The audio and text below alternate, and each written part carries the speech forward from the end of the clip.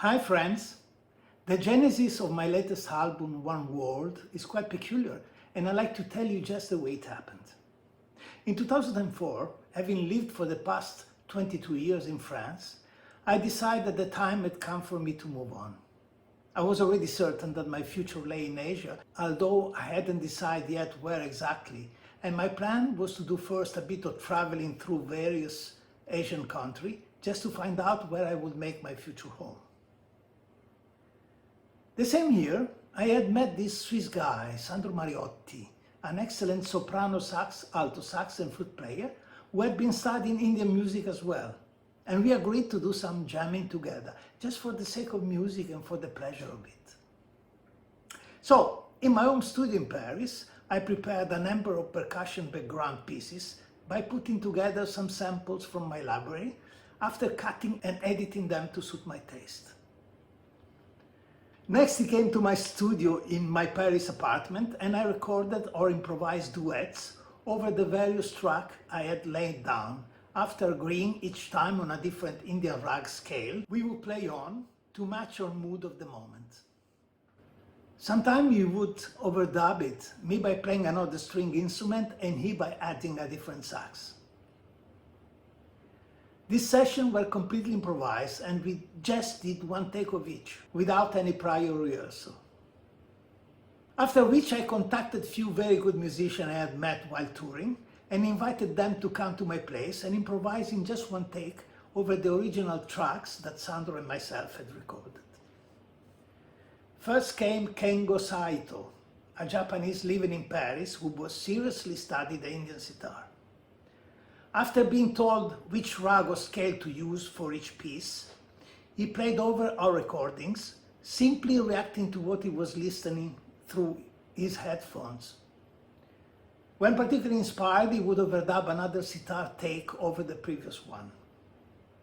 Then it was the turn of Thomas Ostrowiecki, a very professional and skilled Polish-French multi-percussionist who could play all sorts of ethnic percussion.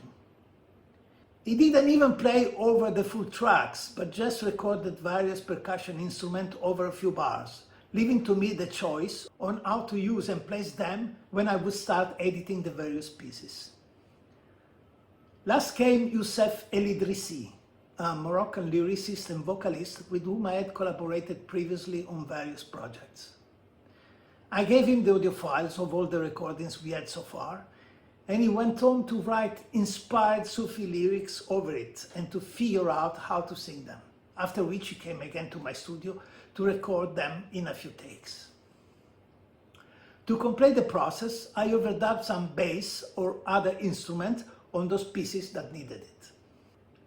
So we ended up with those amazing recordings and even considered forming a group to perform those songs live, but of course this never happened as I already had resolved to leave Europe for good at the end of that year. Although I know that each single recorded tracks contained some exceptional and inspired musical ideas, I was aware that, due to the very spontaneous, unplanned manner in which each instrument had been recorded, the whole was a haphazard collection of musical pearls that didn't automatically match each other as to combine harmoniously into a coherent music oeuvre that could be released as such, and that, in order to do so, I would have an enormous amount of editing work to do. So, overwhelmed by this titanic task, I have postponed it for at least 19 years, until 3 months ago, after completing my album 1001 Night After, I decided the time had come to share these recordings with the public.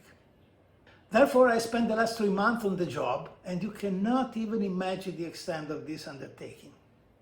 I can easily compare it to editing a movie, when from an exceeding amount of spare rushes, one has to mount all these bits into an articulate, comprehensible and appealing story.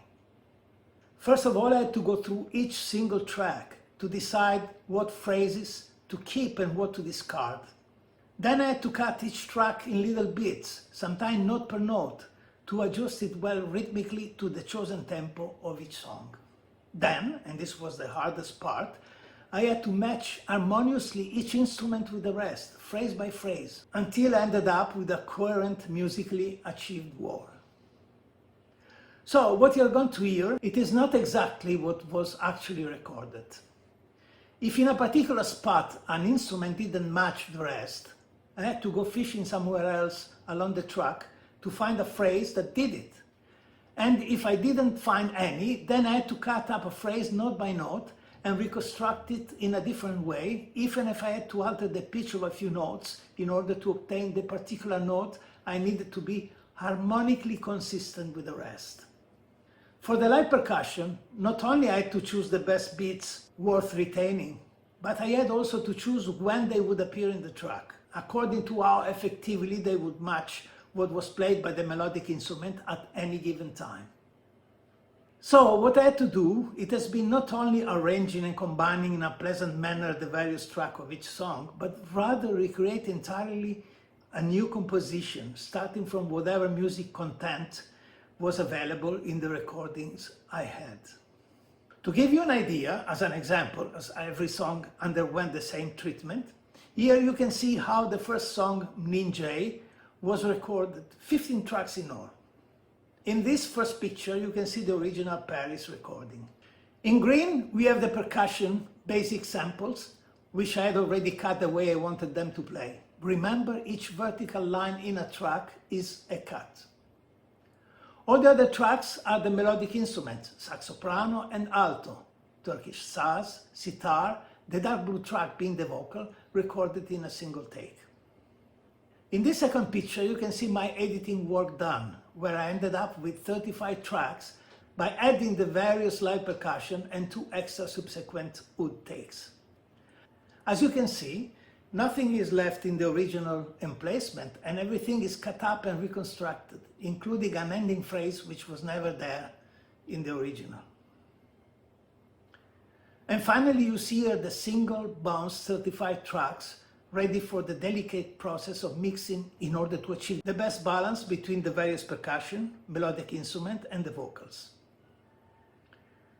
I mixed the album with my dear friend and collaborator, Bali American resident Brett Merrill, a young, capable and knowledgeable sound engineer. And we have been at it until we were satisfied with the general sound of each song, while still be able to hear distinctly any single instrument's contribution to the whole. Brett is also responsible for the mastering to match each song with the requirement of the web platforms on which the album will be distributed. Lastly, I created the art cover, to which Brett contributed photos he had taken of my Middle Eastern instrument I played for this album. So here it is.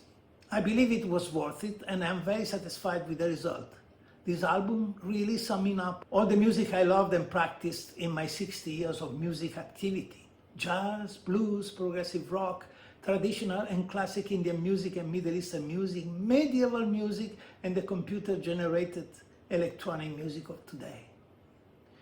The best analogy I can make is that the musicians, including myself of course, give me beautifully crafted bricks and ornamental elements, but finally, it was I alone who designed and built the house. My last recommendation is that you listen to this album, all of it, as each song is different, and if you think that my work will be supported, please do so by downloading it on the web platform Anello Capuano, bandcamp.com, and cherry on top, you could even subscribe to this channel for more future content. Thanks for watching, and please remember that this is just one world we have, for all of us to share evenly. So let's groove it and then grow with it. Ciao!